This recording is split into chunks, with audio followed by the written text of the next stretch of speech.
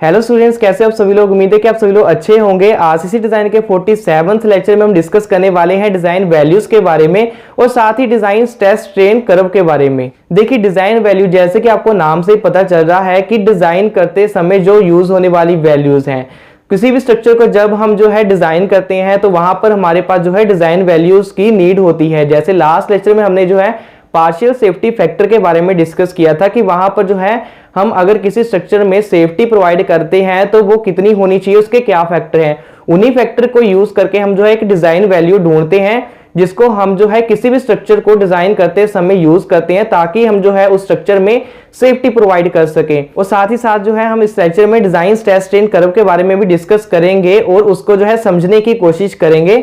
तो चलिए बिना टाइम वेस्ट किए इस लेक्चर को शुरू करते हैं, डिटेल में डिस्कस करते हैं इस टॉपिक के बारे में।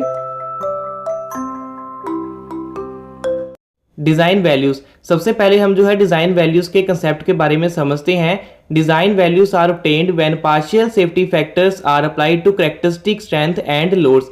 जब भी हम जो है अपने कैरेक्टरिस्टिक स्ट्रेंथ या फिर कैरेक्टरिस्टिक लोड पर पार्शियल सेफ्टी फैक्टर को अप्लाई करते हैं तो हमें डिजाइन वैल्यूज मिलती हैं। ये डिजाइन वैल्यूज किसी भी स्ट्रक्चर को डिजाइन करने में हमारी मदद करती हैं। जैसे कि ऑलरेडी हम जो है प्रीवियस लेक्चर में भी सेफ्टी ऑफ फैक्टर वाले लेक्चर में भी इसके बारे में डिस्कस कर चुके हैं, तो वहां पर भी मैंने आपको डिजाइन वैल्यूज के बारे में एक्सप्लेन किया था। तो दीज आर टू टाइप्स, ये दो तरह की होती हैं। सबसे पहली है डिजाइन स्ट्रेंथ ऑफ मटेरियल्स, जिसे हम स्मॉल एफ यानी कि एफ डी से डिनोट करते हैं। दूसरी टाइप है हमारे पास डिजाइन लोड या फिर फैक्टर लोड एफ डी, जिसमें एफ कैपिटल होता है। सबसे पहले हमारे पास डिजाइन स्ट्रेंथ ऑफ मटेरियल्स यानी कि एफ डी, जिसमें एफ स्मॉल है। तो एफ डी का फॉर्मूला हमारे पास है, यानी कि जब हमें डिजाइन वैल्यू फाइंड करनी है स्ट्रेंथ ऑफ मटेरियल की, तो उसके लिए हमारे पास फॉर्मूला है एफ वाई सिग्मा एम, जिसमें एफ क्या है, एफ है characteristic strength of the material and Y M है हमारे पास partial safety factor for strength of material, जिसमें कि 1.5 होता है कंक्रीट के लिए और 1.15 होता है स्टील के लिए। ये वैल्यूज हमारी जो है ये पार्शियल सेफ्टी फैक्टर की वैल्यूज हैं कंक्रीट और स्टील के लिए। जब हम इसे जहां पर पुट कर देंगे यानी कि फिल कर देंगे तो हमारे पास डिजाइन वैल्यू आ जाएगी किसी भी मटेरियल की, चाहे वो कंक्रीट हो या फिर स्टील हो। नेक्स्ट है हमारे पास डिजाइन लोड या फिर फैक्टर लोड एफ डी, जिसमें एफ कैपिटल है। यहां पर एफ डी का फॉर्मूला है एफ इंटू सिग्मा एफ, जिसमें एफ है कैरेक्टरिस्टिक लोड, सिग्मा एफ है partial safety factor for load. तो यहां पर हम जो है जब partial safety factor of load और कैरेक्टरिस्टिक लोड को इनटू करते हैं यानी कि मल्टीप्लाई करते हैं, तो हमारे पास लोड के लिए डिजाइन वैल्यू आ जाती है। Design load F D is also called factor load.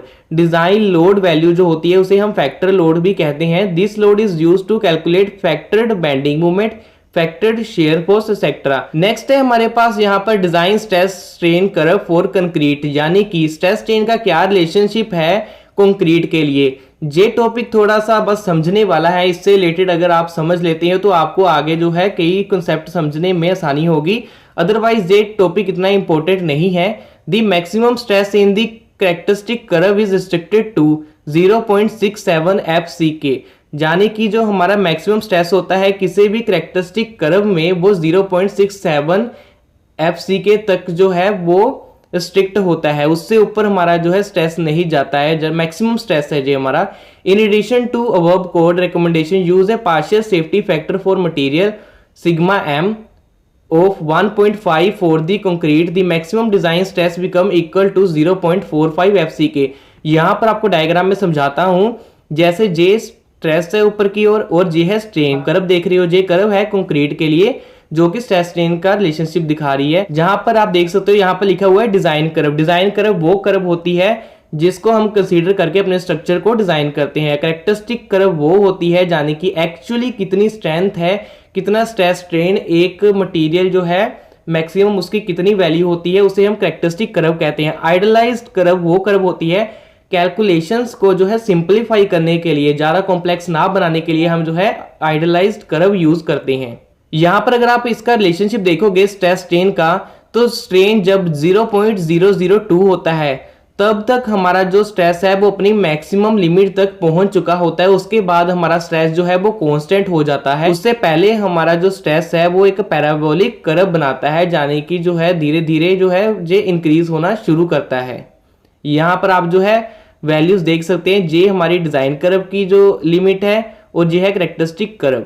Next है design stress strain curve for mild steel bar. Mild steel bar के लिए हमारा जो स्ट्रेस स्ट्रेन कर्व यानी कि रिलेशनशिप क्या कहता है, for mild steel bars of grade Fe250 grade का जो हमारे पास स्टील है उसके लिए the stress is proportional to the strain up to yield stress, यानी कि उसकी जो स्ट्रेंथ होती है वहां तक जो हमारा स्ट्रेस होता है वो प्रोपोर्शनल रहता है स्ट्रेन के।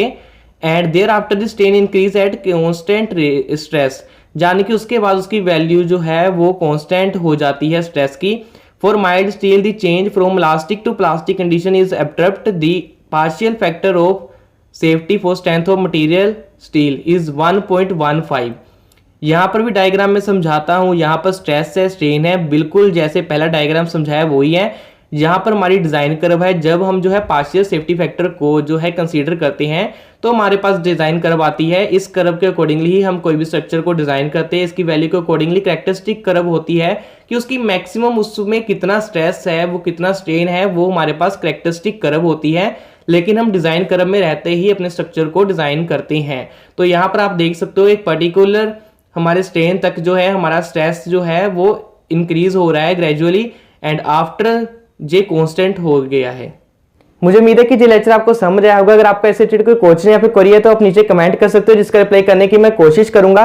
आज इसी डिजाइन के सभी प्रीवियस लेक्चर्स को मिलाकर हमने एक प्लेलिस्ट बनाई है, जिसका लिंक आपको डिस्क्रिप्शन में मिल जाएगा। वहां पर जाकर आप हमारे सभी प्रीवियस लेक्चर्स को भी देख सकते हो। नेक्स्ट लेक्चर में भी हम आज इसी डिजाइन के एक नए टॉपिक के बारे में डिस्कस करेंगे, तो उस लेक्चर को मिस ना करने के लिए और साथ में और भी सिविल इंजीनियरिंग से रिलेटेड वीडियोस देखने के लिए आप हमारे चैनल को सब्सक्राइब कर लीजिए और साथ में बेल आइकन पर क्लिक कीजिए ताकि आपको नई वीडियो के नोटिफिकेशन मिलते रहे। मैं मिलता हूं आपसे नेक्स्ट लेक्चर में नेक्स्ट नए टॉपिक के साथ। तब तक के लिए बने रहिए हमारे साथ।